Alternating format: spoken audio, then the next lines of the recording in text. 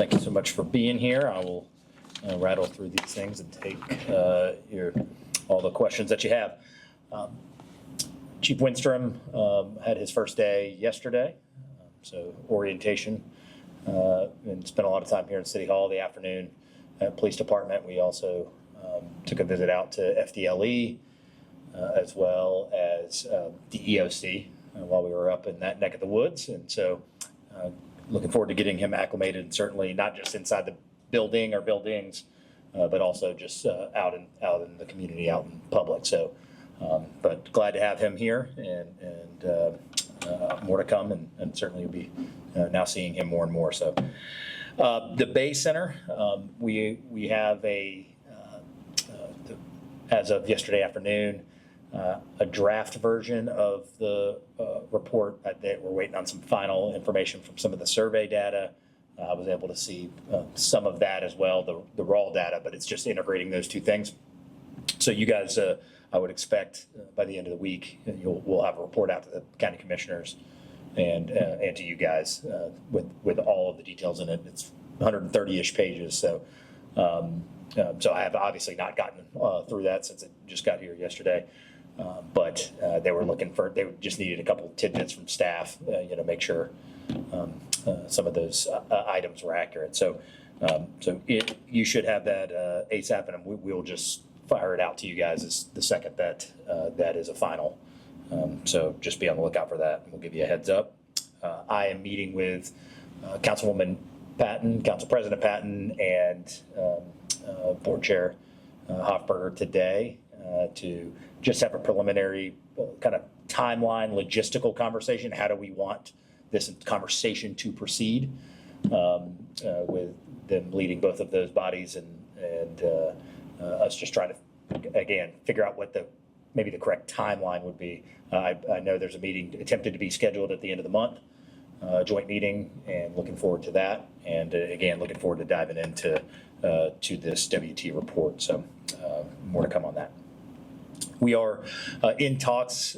Obviously, it's been discussed at their board meeting, so we know it's out there publicly, but we are finalizing the potential agreement to come to council for Community Health Northwest Florida to take donation of one of the three buildings that we had added on to our Baptist donation to provide low-cost health care and dental in the community. So lawyers were finishing up on the last minute things, none of any concern. Certainly if the administration, if we had our way, we would have this on the next week's council agenda. I believe the council had voted to do a workshop on these parcels. I would fully expect, and I can't speak for council, I'd fully expect that the council is going to be supportive of the idea of bringing healthcare back. I hate the idea of having to waste 3 weeks waiting on that, at least for this particular parcel, even if the other two were workshopped. But again, council vote, you have to respect that. And so they will have their workshop on these three parcels. You'll have to check with Don or with Allison on what the exact date would be for that. But it looks like our hope is to bring the donation agreement and the other corresponding items. I think there's 3 in total to make it work. But the 3 items for the donation to community health will be during the second meeting in March, is what it's looking like now after the workshop. And assuming that the workshop doesn't come back with the lack of support for healthcare and for the underserved community, which I can't expect that would be the case. So the update on the CDBG grant funding, you guys recall, we were told last year we'd have a 0.0% chance of any type of extension. I was in Tallahassee for about 4 days last week, had several meetings with this, including with the Commerce Secretary, Alex Kelly, him and his team have been unbelievably supportive of not just this conversation, but we have so many conversations with them right now, from Hollis T. Williams to this project, to the commercial revitalization programs, Fricker Center. All of these different projects require these relationships and have these contractual relationships with Florida Commerce. So we're very appreciative. We've leveraged every connection we had in the Rolodex to see what we can salvage and most importantly, what we could execute.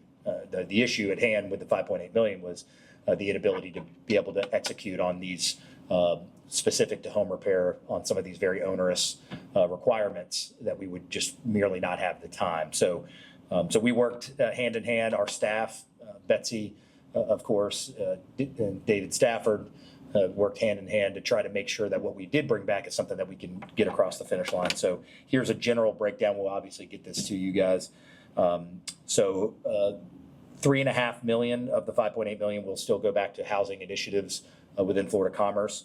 $1 million will go to the home repair and rehabilitation, the original program that will be managed by our city housing department. That's enough money to have an impact, certainly, and enough money that we can be able to get it executed under the deadline. $1 million will now go to the voluntary home buyout program. Same thing, it's Hurricane Sally related. So this is for homes that might be in flood-prone areas. It's a voluntary home buyout. So if it's something that the home buyer wants to do, but compared to the home repair program, there's much more flexibility in being able to get that done. It's a much cleaner transaction than the home repair aspect. So moving $1 million to that, and then $1.5 million in partnership with Escambia County, we mentioned this before, to support their existing rebuild program. So this is tear downs and rebuilds. We're already doing that at the city. In fact, we just visited one of the recipients last week. We're doing that with some of our traditional programs, but that $1.5 million to Escambia County will allow for approximately six tear down and rebuilds to take place inside the city limits. But that's a program that they already have moving. So it allows us to kind of jump on the train with them and ensure that we get it done in time. So, and then the final 2.3 would be the previously approved port infrastructure program. And I just mentioned this as a reminder because it got lost during the council meeting with some colleagues, that every single dollar of any of these Hurricane Sally funds had to be proven that they are positively impacting low income. So whether it's Hollis T. Williams, whether it's the port, or whether it's housing, all of those different programs where we were given money during the Sally HUD CDBG conversations all had to meet the litmus test that it was providing for low income. So the Road and Rail Project certainly does that with the hundreds of jobs that we have on port to help support those efforts. So that is where we're at. We've talked with the Escambia County staff on partnership. The housing office will have to hire 1 or 2 additional people. We've got to get some tier 1 environmental review done that'll take 3 to 4 months. So we got obviously a long punch list, but this in concert with Florida Commerce about trying to right size as many housing dollars as we can get, but also make sure that they get executed in time. This is where we landed, and ultimately at the end of the day, this will be a council vote as well. So this should go to them in the next meeting, and not next week. But we're looking forward to being able to knock all of that out and get it done. Reimagine Palafox. We do have Adrian here if you've got any technical questions, but just quickly, the storm infrastructure install is about 70% complete. Should be 100% complete by April 3rd. The curb and gutter installation is about halfway done, and that should be done by April 24th. And then the irrigation on Palafox is about 40% done and should be complete by April 10th. And if you've been walking around down there, you see the paver installation has already begun at several different locations. Our unified command is standing up for this weekend, of course, got lots going on, which is what makes the city great, but that means we got to make sure everybody's safe as well. We had a preliminary meeting today to manage the public safety around the McGuire's Run. And of course, you also have the Sun Belt Conference basketball tournament. And what people may not notice, because this is new, is we also have the arrival of the American Cruise Line ship at the port. So we thought about making them a brochure to explain why there's a lot of people wearing green walking around downtown, and that this isn't something we do all the time. But this is the first of their 5 stops that they'll make in Pensacola. So Robert Hess sets up our unified command, and certainly grateful to everybody involved, not just with the city, but lots of county folks involved with EMT and the Sheriff's Department, Florida Highway Patrol, others whenever we have these stand-ups. So definitely a community effort to make sure everybody stays safe down here, and but that has taken place, and just letting our citizens know we're being proactive and on top of that. Good cleanup this weekend for the mayor's cleanup, 66 tons of bulk waste, 140 tires, and the number that always impresses me. 3,182 gallons of paint. We sit on a lot of those paint cans here as a community. So the next neighborhood cleanup is March 28th, end of this month, in the area kind of north of East Hill and some surrounding neighborhoods. You should have a map that's been mailed to you, and it's on our website as well. One more reminder, excuse me, for the neighborhood meeting Thursday at 5 o'clock at the Fricker Center for the Baptist Demolition. You'll be able to hear from city staff, from Joshua Wallace, from Jacobs, our owner's rep, the demolition company. Everybody else will be there to answer as many questions as you have. Please bring your questions, encourage people to attend. And for more information, you can go to formerbaptistdemolition.com. That is about everything I've got, and happy to take your questions. I wanted to talk about property taxes. It's been a big conversation. It's passed, that proposal's passed through the House, it still has to pass through the Senate and the voters. But what would that really affect here in the city? I saw that it might be a $9 million loss. Yeah, a $9 million recurring loss. So, you know, a significant portion of our general fund, and you see single line items in there, like Parks and Rec, like Public Works alone, the entire departments are that. But so the reality is, I mean, it's really twofold. I have not heard of what viable solution has been presented as it pertains to making up what that deficit will be. And as you can imagine, this is a conversation that I get stopped at the grocery store about or on the street corner about. And most solutions that citizens have in their head is, well, why don't you increase the bed tax or increase the gas tax? Well, you can't use those dollars for that. And I don't expect that citizens would be, understand all the intricacies of that. But I think it really highlights the point that it's easy to go to anybody and say, would you like to pay less tax? I think every human being in the city or on this planet probably would agree that if you'd rather pay more or less tax, that we want to pay less tax, of course. But the notion, just because it has been silent as it pertains to what the way to make up any of that deficit, doesn't mean that there is no consequence. And that is the biggest misperception. If you don't think that there's going to be an impact on the amount of sidewalks we can maintain or build, the amount of parks that we can maintain and provide, we brag about having 95 parks. Well, our entire Parks and Rec budget is about what would be lost in this. So if the park is important to you across the street, if the sidewalk is important to you, if being one of the safest cities in the United States is important to you, all of those things, then we have to either come up with some viable alternative solution. But I certainly would encourage people to understand that when you cut 27% of a general fund budget, there is no scenario where it doesn't matter what hyperbole you hear on TV. There is no scenario where you can lose 27% of a recurring budget in any business, in the government, and expect that services will remain the same. So a vote for that under the way it's presented now is a vote to decrease your services at the city. Absolutely. There's no possible way for us to make that up. So we'll see what happens. Obviously, there's still a long way to go, and then there would be a referendum and everything else, and I'm sure that conversation would ramp up. But I'm just laying out the reality that there will be a decrease in service. Absolutely.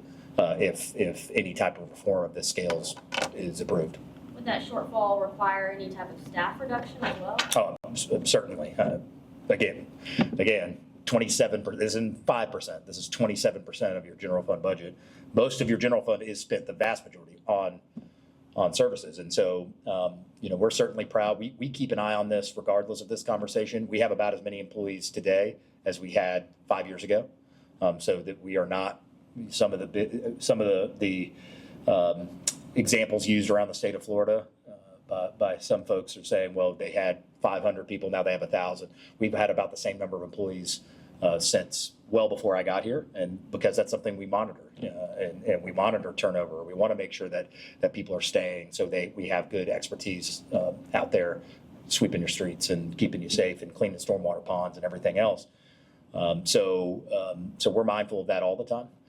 But I don't see a scenario where you're going to have 27% of your budget cut, and then that wouldn't have some impact on the largest line item expense within that budget. So I mean, it's too early to speculate on what and on when and what the ramifications are.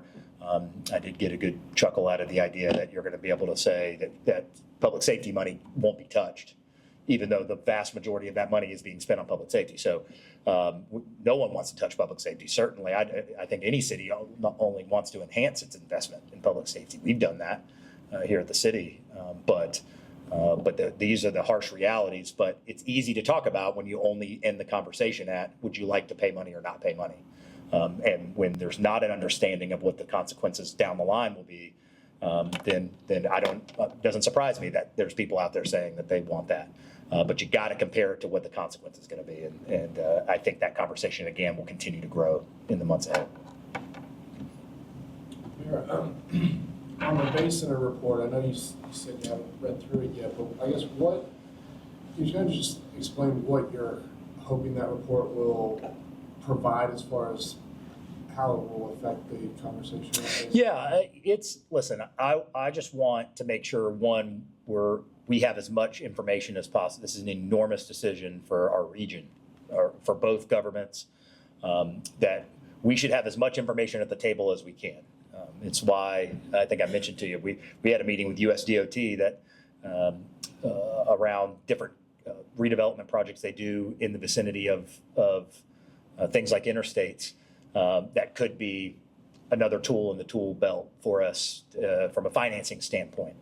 What I hope we leave with is, one, something of which to converse on that's data based, to say, this is what our community wants. This is here's comparable situations in different parts of the community. I expect that there'll be some best practices shared throughout this project. And then secondly is that I personally, unless the conversation ends at just a renovation of the Bay Center, if there is going to be a conversation about any new facility, I don't see a financial scenario where that takes place without public-private partnership.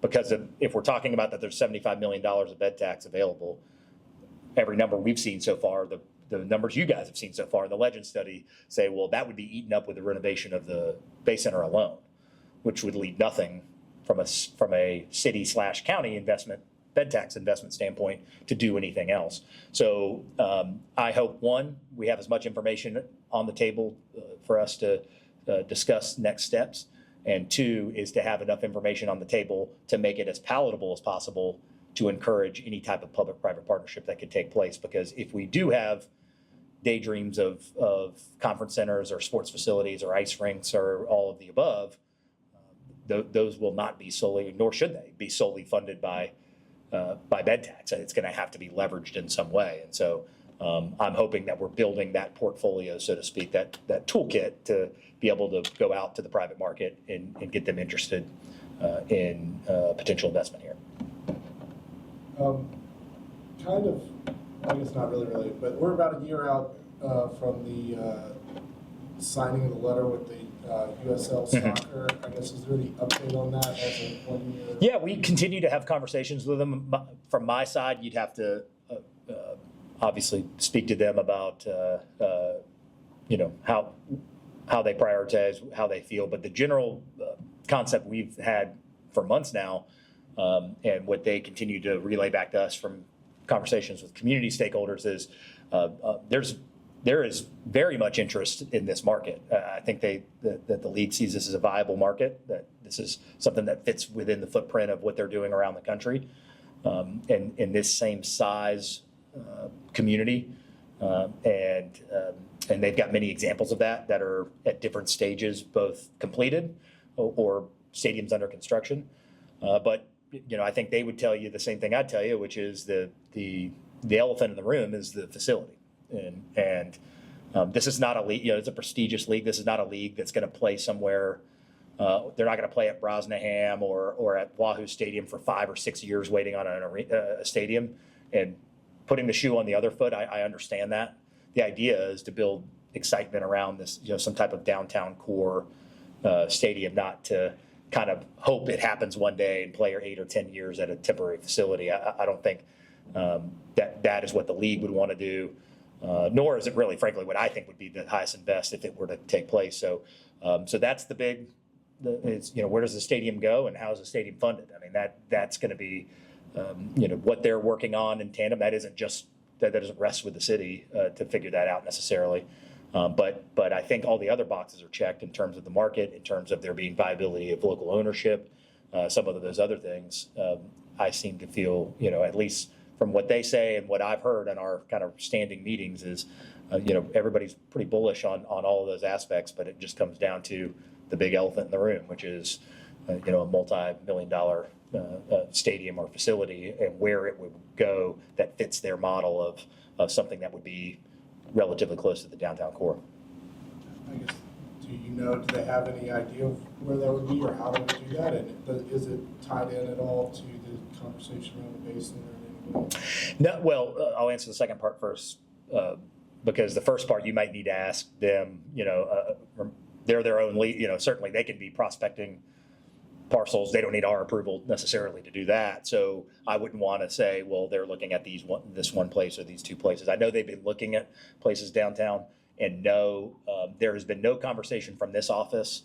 I think there was a water cooler talk, I think, somewhere around town that we were talking about wanting to put a soccer stadium at the tech park, which has never been considered, frankly, because you can't even put, you would have to have the field go east and west, which is not, you don't want somebody playing into the sun, or a goalie trying to stop a ball in the sun. So that's not ideal as it is. So there really isn't, to prove that point, there is no part of the tech park nor the parking lot that would be suitable enough to be able to fit something like that. So I can say to the second part of your question, that has not been any part of my conversation with county commissioners, city council members, community members, anything else about a soccer stadium adjacent to the Bay Center or within this Bay Center project. Fair. Yeah. Hearing discussions around town recently on the Bay Center and picking up momentum. Yeah. Decision makers and others. Have you been to Louisville to look at the USL facility there? I've been by it. I've got an open invite to go check it out. That team has been kind of the poster child of success of a similar size market, at least at the time when they got there, and have done really well. So I've driven by that stadium many times. I haven't, but I'm looking forward to as this builds a little more steam, getting in there and taking a look. So yes, I'm familiar with that. So to follow along, that is a CBD type of public-private thing in a beat-down area of Louisville. And the jury's still out on, according to the press reporting up there, on the effects of all that.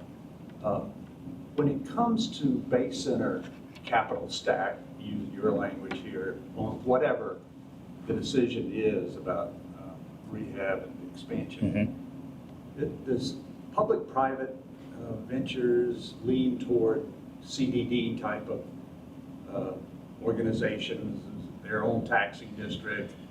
That would be very similar to what your CRA does. Have you given much thought, or does it depend on the circumstances, which way that would go? I've heard, somebody was telling me the other day that apparently knows stuff, that the Urban Core CRA is projected to be worth $500 million in the next 5 to 10 years. That's a pretty substantial ability to service debt. Yeah. Well, I'll speak to it, I guess, less tactical than saying whether private partnership would want a CDD or not. Certainly, I'm sure that would be a conversation that some would want to have. But I guess at a more philosophical level than that, what I think you see with going to these P3 institutes that were here and working with U.S. Conference of Mayors in their public-private partnership council is, I think generally what private investment's going to want is some type of reliable revenue stream, meaning not from the city, but from whatever their partnership is. Be it a hotel, be it, say, hey, well, we'll help fund this center or this infrastructure, so long as, they're going to model out the return and say, well, then if we make this initial capital investment, then how do we get it back? I mean, it's like any investment there is in anywhere.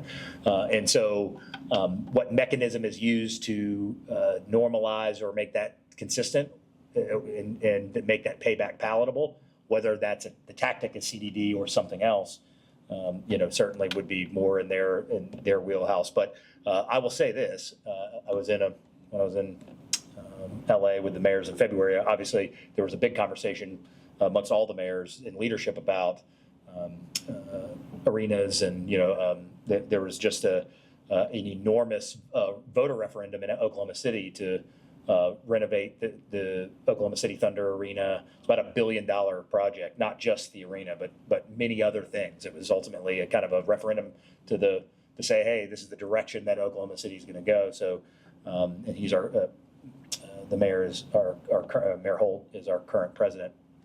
But hearing opinions, good and bad, about stadiums and partnerships with professional teams, and every city is unique and every city is different.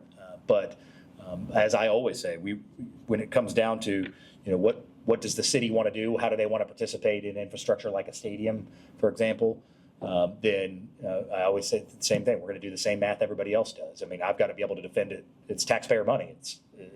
It's your money. We've got to be able to defend what that investment is. And so, we're probably too early to speculate on that with the soccer stadium. We have had no conversations about, well, how much money would the city put up if we were to build something versus private. I think we're just too early for that, but I think it's trying to find and control a site, which is really kind of in the court of USL. We would help them and have, but if they could find the correct site, then I think you could probably start to get a little more concrete conversation about how something like that would be funded. So listen, the value of the CRA going up is a great thing, and we still remain open at the Grand Hotel if there's something that can be done to help move that forward. But again, I think bottom line is this: we're going to learn a lot in these next several weeks and several months, and I'm sure there's going to be a lot of private investment watching that. What decisions do, in terms of facilities, in terms of how it's going to be structured. I expect there'll be lots of eyes. As a matter of fact, I've even heard there's been increased interest on the Grand Hotel in very recent days and weeks, just based on the idea that it looks like something might finally start happening there. So we'll see what the private market What's the has. With the seller or the owner? Is it I don't think. Again, I don't want to. You'd have to ask the owners, but. My perception is I don't think that the holdup is owner driven. I think that it's a complex site because of the age of the tower, the types of repairs and improvements that are needed at that tower, and does that make more financial sense than starting over with a new tower that's smaller and more modernized? So I think it's the devil's in the details of how you make that pencil, as opposed to. I've never heard any indication that I think it's a motivated seller to be able to get this done. So, and again, I remind everybody they can continue to condition the building. Very, very different than 1750 North Palafox.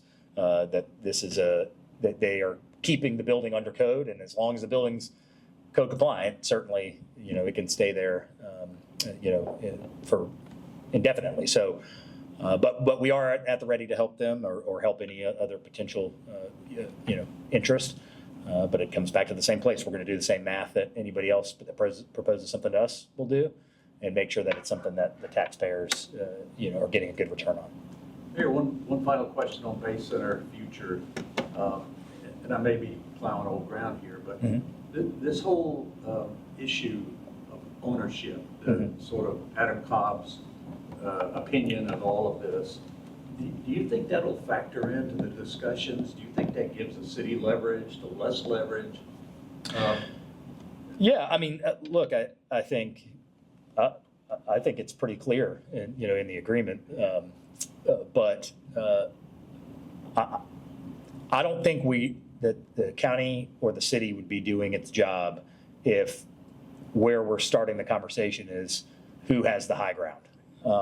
And it's too important for our community, and it's too important for our region to get this right and to work together. So if this is the forcing function that makes sure that we're all working together, then great. That was my intent no matter what. And certainly I would hope that would be the county's intent no matter what. So, that approaching it any other way or saying, well, the county's got to come report to us and I don't want to get into any of that. I think let's give us the best shot that we can to have some type of vision alignment and some type of execution alignment on where we want to go. And if we get into detail, if we, can't agree to that, and that becomes more a prominent part of this story, then we'll address it then. But what I'm hoping is we should be working shoulder to shoulder. We all know that this needs to get done. We all know that this is important to our city and our county. And my genuine hope is that we work not based on who has the contractual high ground, but that we do it based on what we think is best for the community as a whole. Anything else? Yeah, on that, I'm sorry, on the community health Northwest Florida parcel, which parcel is that? Is that the old admin HR building? No, it's the one next to that to the east. I'll get the Avery, I believe it's Avery. I'll get the exact address number to you, but it's of the three, it's the one to the east of the one you're referring. So it's not on the corner of E. It's the one to the east. I want to say like 801 or 810. I forget the exact number, but we'll get you the But address. it's the one right next. Right. It's not the one. The other two are both on E Street. That, on different places. It's the one that is not. No. Anything else? All right, guys. Thanks so much.